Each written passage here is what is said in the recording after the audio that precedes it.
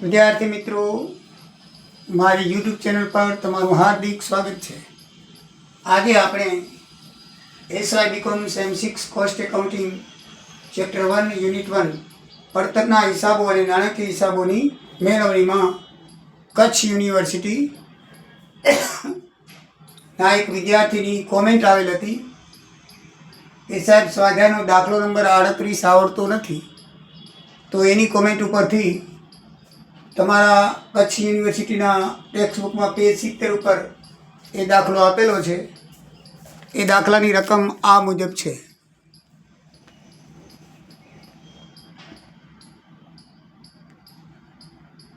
આશા manufacturing કંપનીનું 31/3/25ના રોજ પૂરા થતા વર્ષનું વેપાર અને ફંક્શન ખાતું આપેલું છે અને એમાં આપણે 2 પત્રકો બનાવવાના છે.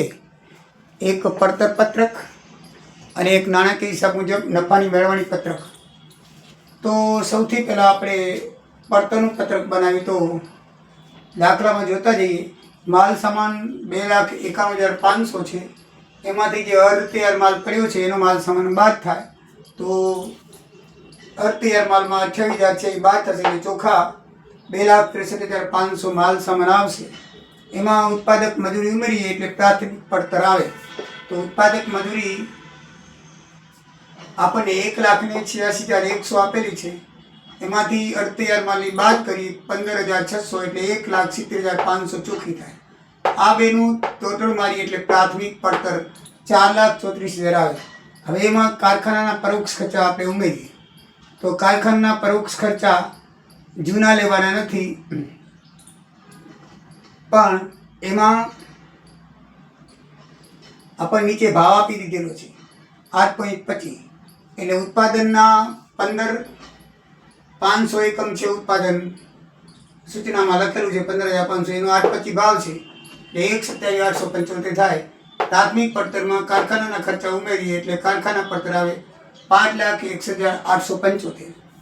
એમાં મિત્રો વહીવટી ખર્ચા બરાબર છે. વહીવટી ખર્ચા આપણને નવા ભાવ પ્રમાણે 9 રૂપિયા લેખે લખવાનું કીધું છે એટલે એ પ્રમાણે લેવાના. જેના ભાવ ના આપ્યા હોય જૂના છે એ લેવાના, પણ જેના ભાવ આપેલા છે એ પ્રમાણે લેવા પડે. તો 9 રૂપિયા લેખે લખીએ તો 139,500 થાય. એ ઉમેરીએ એટલે ઉત્પાદન પડતર આવે. ઉત્પાદન પડતરમાંથી છેલ્લે તૈયાર માલનો આખરનો સ્ટોક આપણે બાદ કરવો પડે.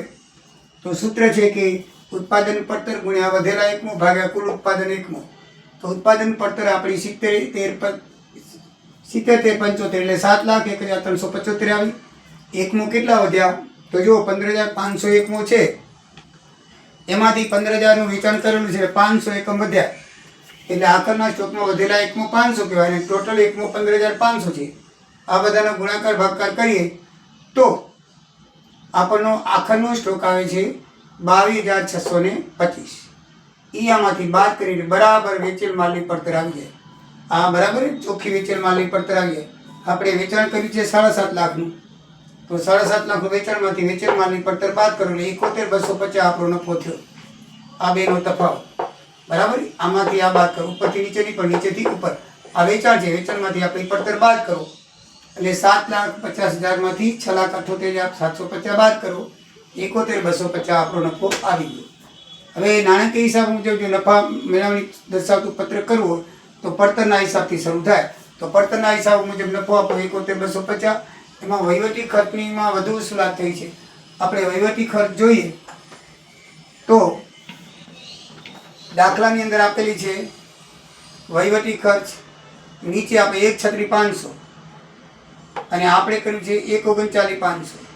કેટલું કર્યું છે 1,39,500માંથી 1,36,500 બાદ કરો એટલે 3,000નો વધારો થયો. ઉમેરીએ તો 74,250. હવે કારખાનાની ઓછી વસૂલાત થઈ છે. કારખાનાની પડતર તમે જો 1,40,550 આપી છે બરાબર છે. એમાંથી 11,700 અર્ધ તૈયાર માલની બાદ કરો. બાદ કર્યા પછી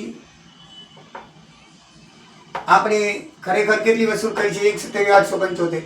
તો 1,27,875 એ બાદ કરો એટલે 975 એ ઓછી વસૂલાત થઈ છે આપણે બરાબર ને. 975 શું થઈ છે? ઓછી વસૂલાત થઈ છે બરાબર. તો એ બાદ થશે તો બાદ કરી 73,275 આવે. હવે આખર સ્ટોકનું મૂલ્યાંકન જોઈએ તો આખર સ્ટોક દાખલામાં આપેલો છે તમે જોઈ લો, આપણે શોધ્યો 22,625. કેટલો શોધ્યો? 22,625. દાખલામાં આપ્યો છે 18,125. ડાબી બાજુ જોઈજો, બીજી આઈટમ છે એટલે 45નો ફરક એમાં આવે. તો એ બાદ કરીએ.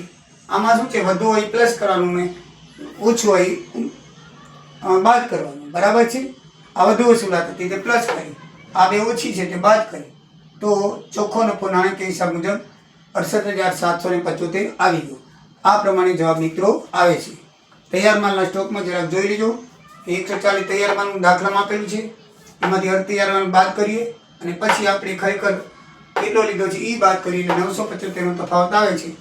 એટલો ઓછો વસૂલ કર્યો છે તે આપણે કરવો જોઈએ. બરાબર છે? આટલો કરવો જોઈએ એને બદલે આપણે આટલો કર્યો, 975 ઓછા કર્યા, તો એ આપણે શું કરવા જોઈએ? બાદ કરવા જોઈએ. તો મિત્રો આ રીતે આ દાખલો એકદમ ઇઝી ને સરળ છે. તમને જેને કોમેન્ટ કરી છે એ વિદ્યાર્થી માટે પ્લસ બીજા વિદ્યાર્થીઓ પણ એ દાખલો જોઈ શકો છો. બરાબર છે? જે પ્રમાણે જવાબ આપેલા છે એ પ્રમાણે જવાબ આવી ગયેલ છે. અને હજી પણ તમને કોઈ દાખલામાં તકલીફ હોય, દરેક FY, SY અને TYના ત્રણેય સેમિસ્ટરોને છેલ્લું સેમિસ્ટર હોય, FYનું સેકન્ડ સેમિસ્ટર, SYનું ફોર્થ સેમિસ્ટર અને TYનું 6th સેમિસ્ટર બીજો ભાગ આલે છે. તો આ 2, 4, 6 ને કોઈ વાંધો હોય કોઈ પણ જાતનો તો નિસંકોચ તમે કોમેન્ટ કરજો. કોમેન્ટની અંદર તમારો જવાબ આપવામાં આવશે. આજે 1 કલાક પહેલાં જ કોમેન્ટ આવી છે, અત્યારે દાખલો ગણીને મેં ઓનલાઈન મૂકી દઉં છું. તો આ પ્રમાણે તમારો જવાબ આપવામાં આવશે. તો મિત્રો સબસ્ક્રાઈબ કરતા રહેજો અને મિત્રોને ભલામણ કરતા રહેજો કે ભાઈ ના આવતા દાખલા હોય તો તમે સાધુ સાહેબને કોમેન્ટમાં લખજો, તો તમને જરૂરથી જવાબ મળશે. જય સિયારામ, જય દ્વારિકાધીશ.